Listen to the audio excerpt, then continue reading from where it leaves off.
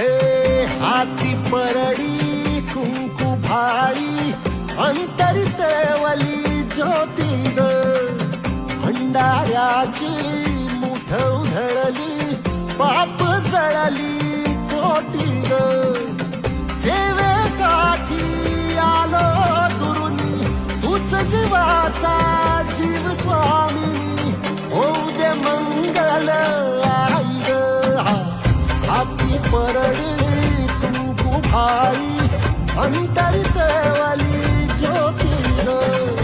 भंडाऱ्याची मुठ उधळली पाप जळली कोटी ग